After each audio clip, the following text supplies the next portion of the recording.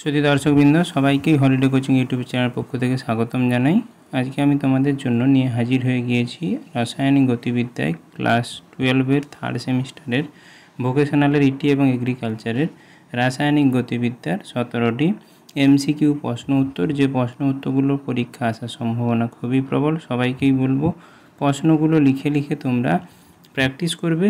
যদি কোনো সমস্যা থেকে থাকে কমেন্ট সেকশানে জানাতে ভুলবে না এবং পূর্বের ভিডিওগুলো যদি না দেখে থাকো ডেসক্রিপশান বক্সের লিঙ্কে অথবা আই বাটনের ক্লিকে অথবা ভিডিও শেষে ফুটে ওঠা আইকন থেকে তোমরা দেখে নিতে পারবে। তাহলে সময় নষ্ট না করে চলে যাওয়া যাক মূল পর্বে। আমরা চটপট দেখে নিই প্রশ্ন এবং তার উত্তরগুলি, কারণ তোমাদের এখানে কিন্তু 4টে অপশান এখানে দেওয়া নেই, কেবল প্রশ্ন এবং উত্তর, যাতে তোমাদের তাড়াতাড়ি জিনিসটা বুঝে উঠতে সুবিধা হয় এবং তোমরা রসায়ন বিদ্যায় আরও ভালো ফল লাভ করতে পারো, সেই প্রচেষ্টা নিয়ে আমার এই ভিডিও। তাই সবাইকেই বলবো চ্যানেলটি সাবস্ক্রাইব করে পাশে থাকা বেল আইকনটি প্রেস করতে ভুলবে না, নতুন বন্ধুদেরকে শেয়ার করে জানিয়ে দিতে ভুলবে না। ভিডিওটি ভালো লাগলে অবশ্যই ছোট্ট একটি লাইক করতে ভুলবে না এবং অবশ্যই চ্যানেলটিকে বড় হতে তোমরা সবাই সহযোগিতার হাত বাড়িয়ে দিবে, এই আশা নিয়ে শুরু করছি আমার ভিডিও। এমসিকিউতে প্রথমে রসায়ন গতিবিদ্যার যে প্রশ্নটি রয়েছে, রাসায়নিক বিক্রিয়ার হারের একক কী? রাসায়নিক বিক্রিয়ার হারের একক হচ্ছে মোল পার লিটার পার সেকেন্ড বা মোল লিটার ইনভার্স সেকেন্ড ইনভার্স। তারপরে 2-এর প্রশ্ন, বিক্রিয়ক পদার্থের বিক্রিয়ার হার নেগেটিভ হয় কেন? না, কারণ সময়ের সাথে সাথে বিক্রিয়কের গাঢ়ত্ব হ্রাস পায় বলে, তাই কেবলমাত্র বিক্রিয়ক পদার্থের বিক্রিয়ার হার নেগেটিভ হয়। আবার যদি বিক্রিয়াজাত পদার্থ হয় তার হার কিন্তু পজিটিভ হয়, কারণ সেখানে এর উল্টোটা, সময়ের সঙ্গে সঙ্গে গাঢ়ত্ব বিক্রিয়াজাত পদার্থের বৃদ্ধি পায়। 3-এর প্রশ্ন, রাসায়নিক বিক্রিয়ায় যে যে বিষয় এর উপর নির্ভরশীল তা হলো, রাসায়নিক বিক্রিয়া অনেক বিষয়ের উপর নির্ভর করে। বিক্রিয়ার হার মূলত বিক্রিয়ক পদার্থের গাঢ়ত্ব, বিক্রিয়ক পদার্থের প্রকৃতি, তাপমাত্রা এবং অনুঘটক, এই 4টে জিনিসের উপর নির্ভর করে। এরপরের প্রশ্ন, কোন বিক্রিয়ায় ক্রম পর্যায় বা কোন বিক্রিয়ার ক্রম পর্যায় সমান আণবিকতা কোন বিক্রিয়ার ক্ষেত্রে? এলিমেন্টারি বিক্রিয়ার ক্ষেত্রে বা যেসব বিক্রিয়া কেবলমাত্র একটা ধাপে সম্পন্ন হয় সেই সব মাত্র বিক্রিয়ার ক্ষেত্রে ক্রম পর্যায়ে আণবিকতার সঙ্গে সমান হয়। এরপরে 5-এর প্রশ্ন, প্রথম ক্রম বা ফার্স্ট অর্ডার রিঅ্যাকশানের হার ধ্রুবকের একক টাইম ইনভার্স বা সেকেন্ড ইনভার্স হলো প্রথম ক্রম বিক্রিয়ার হার ধ্রুবক। এই হার ধ্রুবকগুলো কিন্তু পরীক্ষার জন্য গুরুত্বপূর্ণ। প্রথম ক্রম বিক্রিয়ার হার ধ্রুবকের রাশিমালা CA সমান CA∪0 into E to the power minus KT, যেখানে CA হচ্ছে টি সময় পরে বিক্রিয়ক পদার্থের গাঢ়ত্ব, CA0 প্রাথমিক অবস্থায় বিক্রিয়ক পদার্থের গাঢ়ত্ব, ই হচ্ছে এপসাইলন, আর মাইনাস কেটা হচ্ছে তোমাদের ওই বিক্রিয়ার হার ধ্রুবক, টি হচ্ছে সময়। 7-এর প্রশ্ন, কোন বিক্রিয়ায় কখনো সম্পূর্ণ হয় না? ফার্স্ট অর্ডার রিঅ্যাকশান বা প্রথম ক্রম বিক্রিয়া কিন্তু কখনো সম্পূর্ণ হবে না, তার বিক্রিয়ার হার ধ্রুবকের রাশিমালা থেকে আমরা জানতে পারি।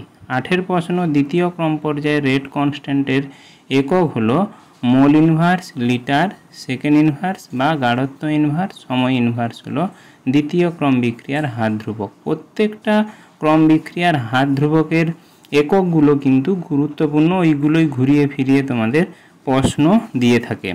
9-এর প্রশ্ন, যখন দুটি বিক্রিয়ক একই তখন সেকেন্ড অর্ডার রেট কনস্ট্যান্ট এর রাশিমালাটি লেখো। যখন বিক্রিয়ক পদার্থের গাঢ়ত্ব একই তখন রেট কনস্ট্যান্ট সেকেন্ড অর্ডারের রিঅ্যাকশানের 1/CA = 1/CA∪0 প্লাস KT, যেখানে ওই আবার বললাম CA হচ্ছে টি সময় পরে গাঢ়ত্ব বিক্রিয়ক পদার্থের, CA0 প্রাথমিক অবস্থায় গাঢ়ত্ব, K হলো বিক্রিয়া রেট কনস্ট্যান্ট, T হলো সময়। আবারই 10-এর প্রশ্ন, যখন দুটি ভিন্ন বিক্রিয়ক পদার্থ তখন সেকেন্ড অর্ডার রেট কনস্ট্যান্টের রাশিমালাটি কি?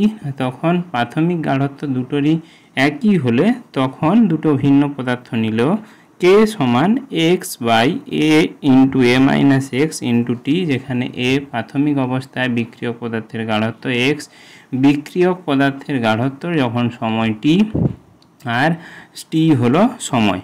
11 দাগের প্রশ্ন, শূন্যক্রম বিক্রিয়ার হার ধ্রুবকের রাশিমালা হলো গাঢ়ত্ব পার সময় বা মোল লিটার ইনভার্স সেকেন্ড ইনভার্স হলো শূন্যক্রম বিক্রিয়ার হার ধ্রুবকের একক বা সাধারণ রাসায়নিক বিক্রিয়ার যা হার ধ্রুবক সেই হার ধ্রুবকের সঙ্গে শূন্যক্রম বিক্রিয়ার বা জিরো অর্ডার রিয়াকশানের হার ধ্রুবক একই। 12 প্রশ্ন, হার ধ্রুবকের রাশিমালা শূন্যক্রম বিক্রিয়ার হয় অর্থাৎ হার ধ্রুবকের রাশিমালা শূন্যক্রম বিক্রিয়ার হয় কে সমান CA0 CA∪0 মাইনাস CA/T।